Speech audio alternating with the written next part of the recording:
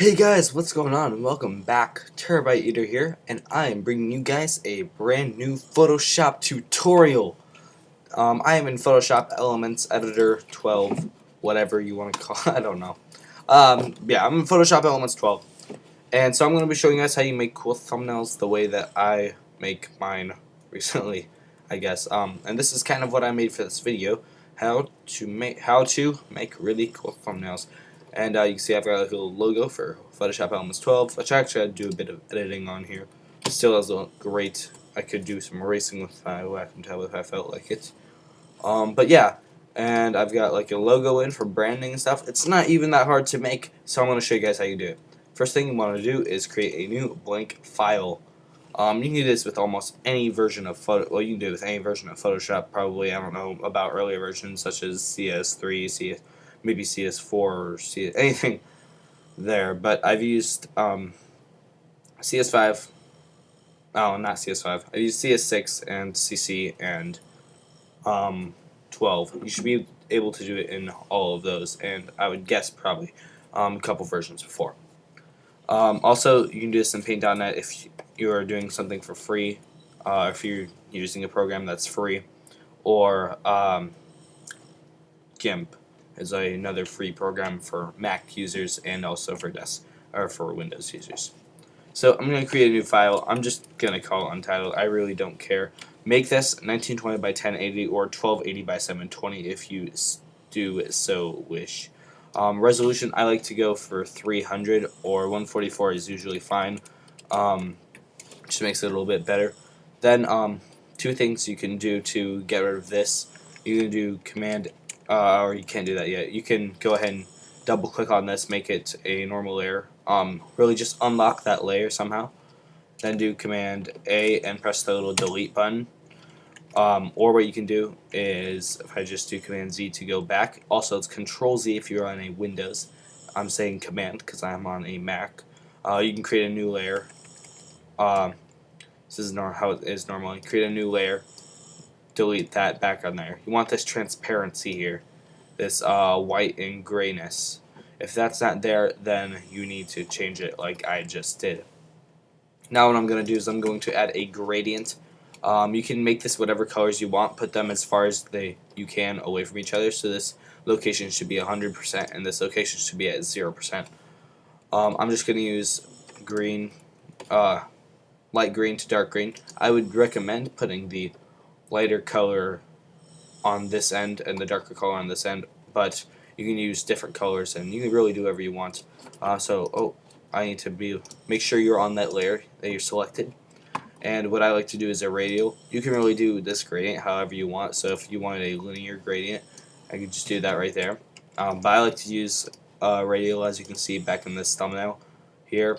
And yeah, so I'm just going to find about the center area and drag out to like that. And as you can see, it looks really cool. It's pretty nice. You can do this with the darker color first. I really don't care what you do. But this, whatever you like. Now I'm going to grab my text tool, and I would install this font to make it, well, you can really use whatever font you want. This is the font I'm using because I really like it, and it goes well with how I like to do my thumbnails. And yeah, but you could use whatever font you want. It's called, my font that I'm using is called Monofonto. And if you want to get different fonts, just go, like I did, go to dafont.com, dafont.com. I'll leave the link down in the description below. And you can just find whatever you want. Basically, if you want my font, just look up Monofonto, like that, in this little search area. Click search. And it's right there. It's the only one that's there. Just grab it. Click. I guess I can show you what you do. You just click download. I'm going to delete this file afterwards. You open up that zip file. If you're on a Mac, this should be easy because there's an archive utility already on your Mac that'll allow you to do it. But if you're on Windows, you'll probably have to download a free program called 7-Zip from online, only for Windows. Okay, then you just want to double click on this monofonto.ttf. It's an OTF if you're on Windows. You want to click install font, and I already have it installed, so yeah. And yeah, it's just gonna be some font validation there. But anyway, so that's all done. I'm gonna close out of that. So yeah, now back to the actual tutorial. Let's just say I'm making like a Minecraft video. I would for the first letter, or for the first word, I usually go for 300 size, but then I would probably resize it all. And if this is a Minecraft video, I would actually probably use the logo instead of this. Just any of you that do like Minecraft videos and stuff. Make sure it's in transform mode by just clicking on those edges there. And I'm going to resize this down to a reasonable size that will fit in this section of the screen. I usually like it pretty big, about like that. Also, I can re-edit this if I wanted to. I also have a Minecraft font on my computer I could use, but let's just go with this for now. I don't really care. So yeah, there, Minecraft, and then say like you're making modded survival. So then I would just type that, and so let's kind of drag this over here. I want to get to this end. That's how I usually resize it from this end. I'm going to click on this to edit into transform mode. Left shift is usually the button, but for some reason I don't have to use left shift. It can change proportions. If I use left shift, it'll automatically do that. I don't know if that's part of Photoshop Elements 12 or what, but yeah. Anyway, so I'm going to make this the size that I would like it, and I'm going to make this a bit smaller than when I typed Minecraft in. I'm using Minecraft as an example because that's what I play most of the time. And so let's just make this a good size. I don't know. Maybe a bit smaller than that. Modded survival. Okay, that looks good. Then I'm going to grab the text again. I'm going to type episode. I don't know if I typed that right. Episode. There we go. Yep. Oh, it looks like I typed it right, I think. Yeah. I'm going to put this into transform mode. I'm going to resize it down. This third word, or this third part, I usually like to do in a in between both of those size. Episode. And for this last one, I think I'm going to go really big. 1, and try to just fill in this part. Put it into transform here and resize it. Maybe a bit smaller, just so it doesn't overlap modded survival. Okay, that looks good to me. Episode 1. If I wanted to, I could put in like a title for the episode. So, dinosaurs. I don't know. Whatever. I could be playing some kind of weird mod pack with dinosaurs on it. Apparently. That's what I'm doing. But let's just resize that down. I'm going to try to use around the size of that first one. Maybe a bit smaller. Maybe about the size of our second section that we did. Second text area.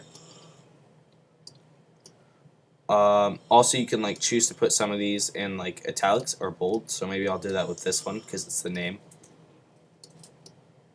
Let's go about that size, and let's select the text and say we'll just put it in italics.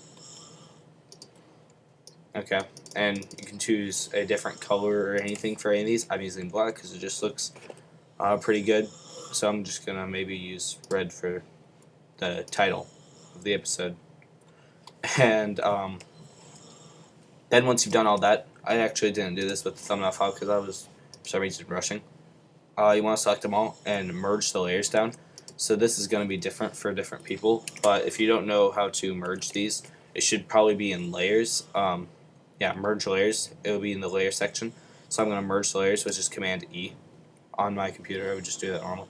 Okay, then what I'm going to do is I'm going to come up to layer style. I'm going to go to style settings. Then I'm going to add a drop shadow. I want to apologize for background noise because people are entering the house and stuff. I'm going to add a bit of a drop shadow on this. and I'll just up the distance, opacity a bit, and size maybe a bit down from there. That looks good. I'm gonna hit OK. Oh wow, that actually didn't turn out as well as I thought it was.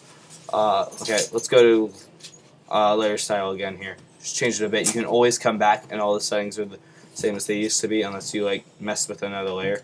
I'm gonna decrease this size here, and I'm gonna decrease my opacity, and that looks good. Then I'm also gonna add a glow. In fact, I'll do like an inner one. I didn't really do with the layer settings on the other one, but I usually like to do the layer settings. So let's just add a little bit of a. It's right here. Why is it on the desk? Okay. There we go.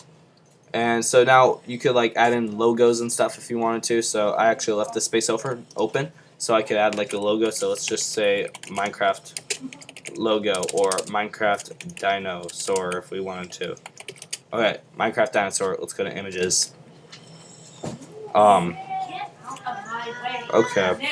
So let's just grab. Let's grab. I saw one on like a white background, but oh wait, that was just a skin. Oh, right here. Let's just grab this one, I guess. Let's click view image. I'm gonna save it to my computer here.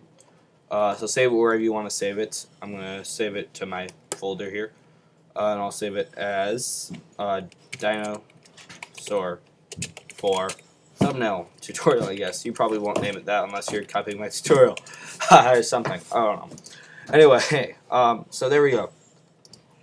I'm not going to place this in because I think I might have to do some editing on it. So let me just go to Finder, Desktop. Go to wherever you saved it, and you may. I would recommend trying to find a transparent background. As you can see, this did not have that, so I'm just going to use my Magic Wand tool and get rid of all of this white. And I forgot to mention, you probably want to create one little. Oh, hold on. Let me do Command D. Command D to deselect the layer. I'm going to drag these layers around. Hold on, let me switch here. No? No? Okay, hold on. I'll just do that. Now I'm gonna press delete. Get rid of that white background, and I guess I'll just throw it into my thing here. I'll probably decrease the size so it will fit. It can overlap that a little bit. That actually might look a bit cool with it overlapping that, maybe. So let's put that in, and then also what I like to do, my own personal thing, but you guys obviously do not have to do this. I like to add in my own little branding of the thing, so I put in my own little logo. I already had that in Photoshop, so that's okay. I'm just gonna drag this down, probably resize it down, of course, because it's pretty big. I don't want it to be that big. I'll resize that down. And like if yours completely blends in and it's like impossible to see and you want it to be seen a little bit, let me just do that, accept that. Okay, so I'm going to come to a layer, and then I think I need to create a new adjustment layer for this. No, not that, sorry. Let me go ahead and just come to this layer, and we will, how did you do this again? I believe we need to come into... let me just come up here. I always forget how to add this. Okay, yeah, so you go to Enhance, Adjust Color, and then Adjust Hue and Saturation. Probably won't be the same for other programs, but I'm just following along with this. So let's go ahead and put that on there, so we can kind of change the color of that if we wanted to. If you had like a logo like mine or something, I don't know. I guess we'll make it just a blue for now. And, that's not working. Hold on. Yeah, that's somewhat blue, I guess. There's a light blue, so that kind of blends it more. Let's add a bit of saturation, I guess. You can also choose to darken it or lighten it. That looks good. So, yeah, just a little bit of branding, makes it look nice, awesome. You can also choose to put the drop shadows on these, because drop shadows are pretty freaking awesome. So you just come up back to layer style settings. Add drop shadows. And that just... Hold on. Distance. There we go. That looks good. The drop shadows you don't need to like go crazy with. You don't want people to be like just staring into the drop shadows, but I would like to make it a little bit somewhat visible. And you can also actually change the color of these drop shadows. Like if I wanted a white drop shadow or something, for some weird reason, or a red drop shadow, I could do that. I don't know how much that's available in other programs. I'm not completely sure. I'm more of just a person with Photoshop elements. But there we go. That's a little drop shadow of the dinosaur. Makes it kind of pop off the screen, really, is what a drop shadow does. And there you go. So that's how you create cool thumbnails like that. Thank you guys for watching. If you enjoyed, make sure to like that. Public thrust that like button. And, yeah, thank you guys for watching. Just make sure to come up and hit save or save as. Save it to your computer. So I'll just call this thumbnail. Basically, hit PNG, save it to my computer. And there you go. Thank you guys for watching. Make sure to post this like button, subscribe, awesomeness, peace out.